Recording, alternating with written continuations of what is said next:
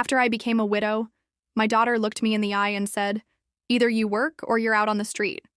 I was still wearing black for my husband's funeral. The flowers on his grave hadn't even wilted, and she said it with the same voice. She used to order coffee. Cold, firm, done. My hands tremble. "What arrangement, honey?" I asked, still trying to understand. She crossed her arms. "You living here? Dad left everything to me. I can't afford to carry you anymore." My heart cracked. I offered her my Social Security. $800 a month. She laughed. "That doesn't even cover utilities." Then she pulled out her phone. "There's a job live-in caregiver. You were a nurse before Dad. It's perfect. I already scheduled your interview." Desperate, humiliated, I said yes. The next morning, I stood outside a mansion with marble steps and gates taller than any pride I had left. Inside, I met him. He was in a wheelchair by the window. Silver hair, piercing blue eyes that seemed to recognize me. "Mrs. Thompson," he said. "Have we met before?" I lied. "I don't think so, sir." But something about his voice, his gaze, it all made my chest tighten. His name was Mr. Hawthorne, paralyzed, wealthy, sharp-tongued, and impossible to please. That night, I unpacked the only thing that still felt like mine, an old photo album. On page 12, I froze. There he was, Terry, my first love, me in a yellow dress, him with that smile that once made me believe in forever. He had promised he'd come back for me, and he did. Only by then, I had already married someone else. The next day, he asked me, "Have you ever been to Millbrook?" I lied again. "I don't think so." Then he said it. "Yellow dress. You always looked beautiful in yellow." That night, I didn't sleep, and in the morning, I told him the truth. He didn't blink. "I never married Hilda." He whispered, "I kept your letters, your picture, the silver ring I gave you. I've loved you from a distance for 48 years. I broke right there in front of him. I thought you'd forgotten me." I said, "I thought I was just a small town girl you outgrew." He reached for my hand. "I never stopped loving you. I just never had the chance to say it again." Weeks passed. He asked me to move into the master wing, not as staff, but as his companion. When my daughter found out, she called me a gold digger, accused me of embarrassing the family. But Terry, he stood up for me in every way a man in a wheelchair could. And then he told her the truth. "That woman cared for you, sacrificed for you, and when she needed love, you gave her an eviction notice. Don't you dare question her intentions." If anything, she saved me. My daughter stormed out, but I didn't chase her. Because for the first time in decades, someone looked at me not as a burden, but as a woman worth coming back for. And when Terry placed that same silver ring on my finger 48 years later, he said, "This time I'm never letting after I became a widow." My daughter looked me in the eye and said, "Either you work or you're out on the street." I was still wearing black for my husband's funeral. The flowers on his grave hadn't even wilted. And she said it with the same voice she used to order coffee, cold, firm, absolutely done. My hands trembled as I asked, "What arrangement, honey?" Trying to understand, she crossed her arms. "You living here? Dad left everything to me. I can't afford to carry you anymore." My heart cracked in that moment. I offered her my Social Security, $800 a month. She laughed. "That doesn't even cover utilities." Then she pulled out her phone. "There's a job as a live-in caregiver. You were a nurse before Dad. It's perfect." She'd already scheduled the interview. Desperate and humiliated, I said yes. The next morning, I stood outside a mansion with marble steps and gates taller than any pride I had left. Inside, I met him, Mr. Hawthorne, silver hair, piercing, blue eyes that seemed to recognize me even before I spoke. He sat in a wheelchair by the window. "Mrs. Thompson," he said. "Have we met before?" I lied. "I don't think so, sir." Something about his voice and gaze made my chest tighten. He was paralyzed, wealthy, sharp-tongued, and impossible to please. But as the days went by, I saw kindness beneath that stern exterior. That night, I unpacked the only thing that still felt truly mine, an old photo album. On page 12, I froze. There he was, Terry, my first love. Me in a yellow dress, him with that smile that once made me believe in forever. He had promised he'd come back for me, and he did. Only by then, I was already married to someone else. The next day, he asked, "Have you ever been to Millbrook?" I lied again. "I don't think so." Then he said softly, "Yellow dress. You always looked beautiful in yellow." That night, I didn't sleep. In the morning, I told him the truth. He didn't blink. "I never married Hilda," he whispered. "I kept your letters, your picture, the silver ring I gave you. I've loved you from a distance for 48 years. I broke, down in front of him. "I thought you'd forgotten me." He reached for my hand. "I never stopped loving you. I just never had the chance to say it." Weeks passed. He invited me to move into the master wing, not as staff, but as his companion. When my daughter found out, she called me a gold digger and accused me of embarrassing the family. But Terry stood firm. In every way he could, a man in a wheelchair, defending a woman he loved, he told her the truth. That woman cared for you, sacrificed for you, and when she needed love, you gave her an eviction notice. Don't you dare question her intentions. If anything, she saved me. My daughter stormed out, and I didn't chase her.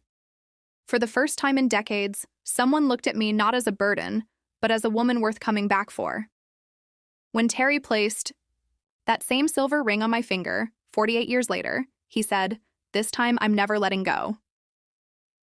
Story. When I met my wife's parents for the first time, her mom threw wine in my face and said, "That's to disinfect a poor man. Her monthly expense is $140,000.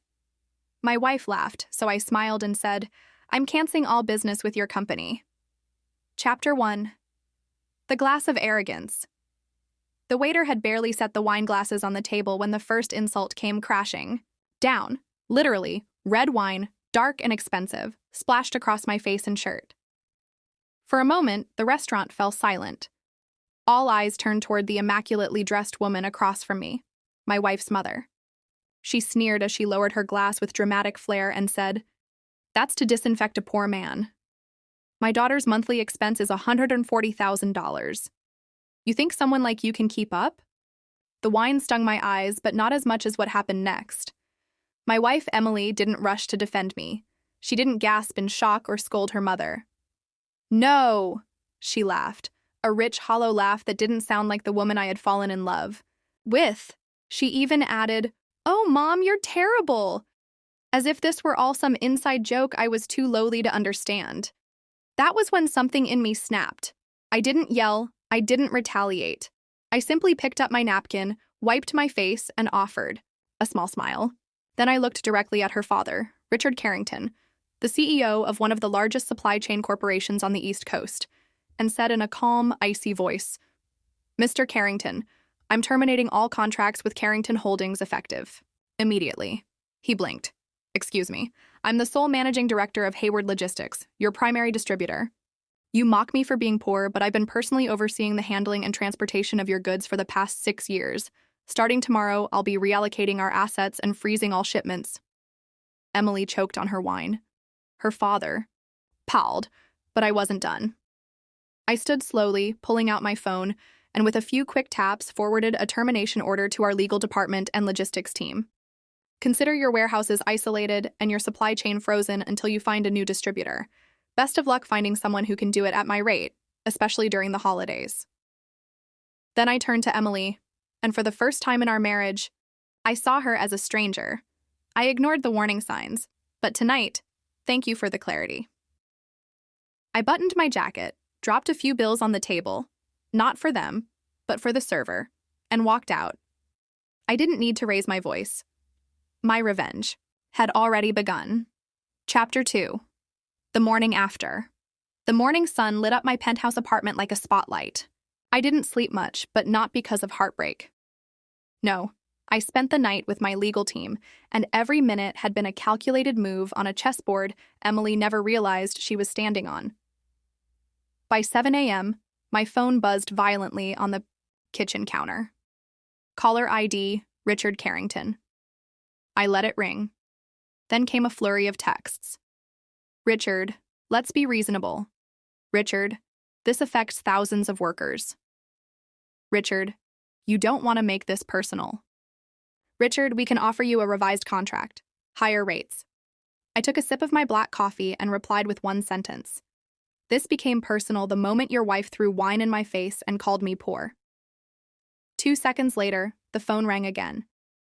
This time it was Emily. I answered. Why are you doing this? She demanded, her voice trembling. Why did you laugh? I asked coldly. There was silence. Then you embarrassed my family. No, Emily, I said calmly. Your family embarrassed themselves and you stood by them. You mocked the man who built you the life you flaunt. She tried to play the victim. It was just a joke. You know how Mom is. She's toxic, but I expected better from you. I gave up everything to build a future with you, and you repaid me with mockery in front of strangers. She hesitated. We need to talk about this. There's nothing left to discuss. Oh, and by the way, your apartment lease ends next week. The lease is under my name. I already canceled it this morning. Her voice cracked. Wait, what? I'll send a moving company to help you pack. Consider it my final act of kindness. Are you kicking me out? No, I said with a smirk.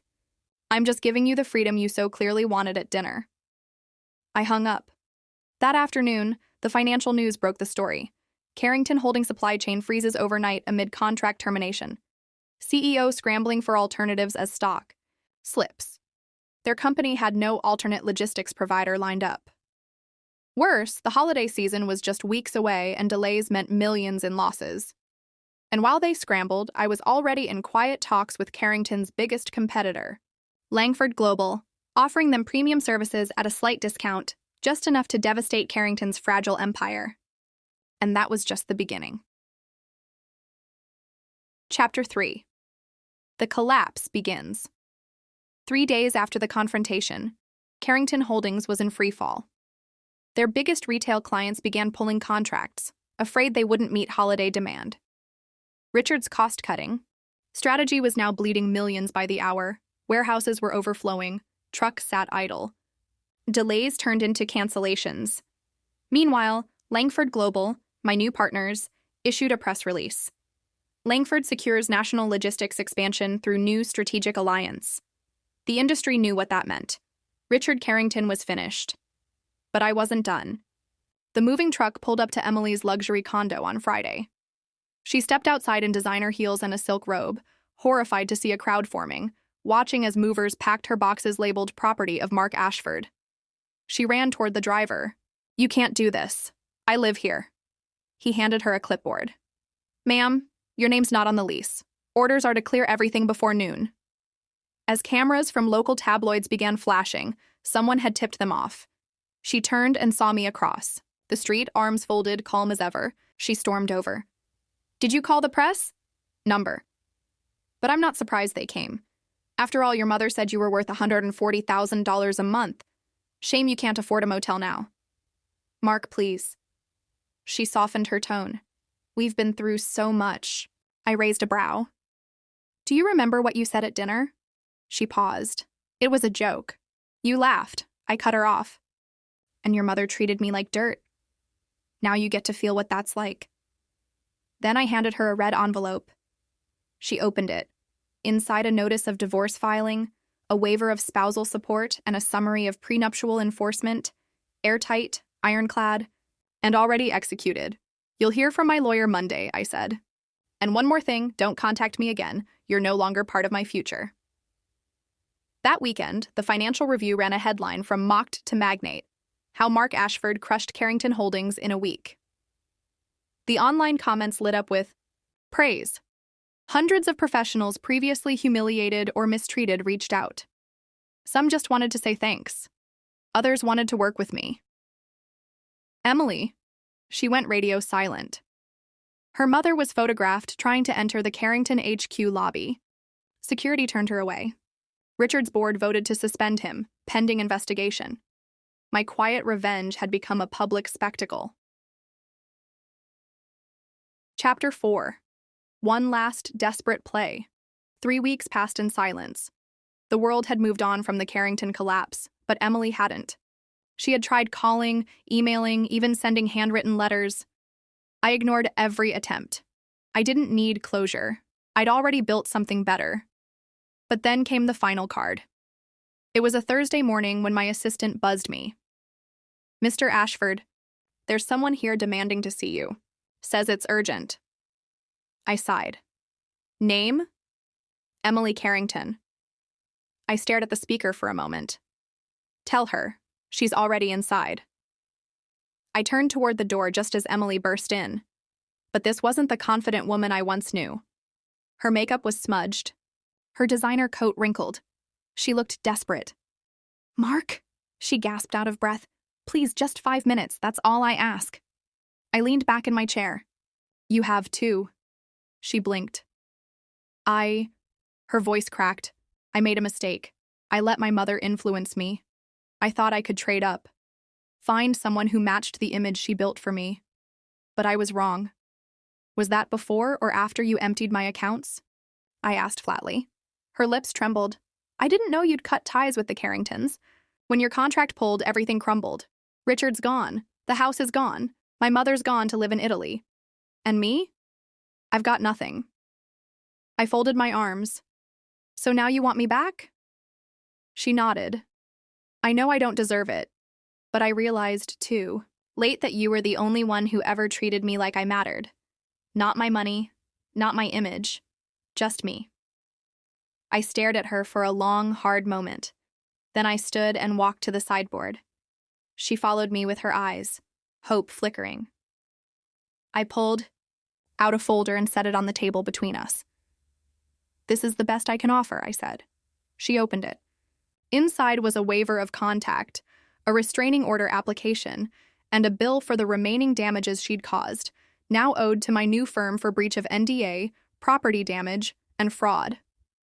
She looked up, pale.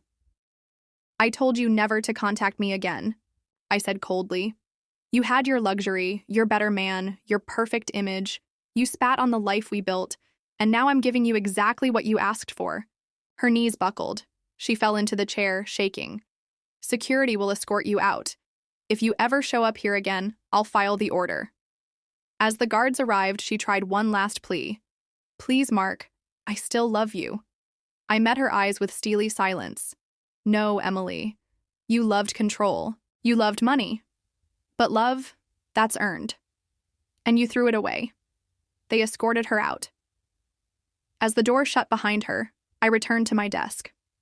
Outside the window, the skyline glowed in the morning light. A text came through from a colleague. "Lunch. At 1. The Tokyo investors are impressed."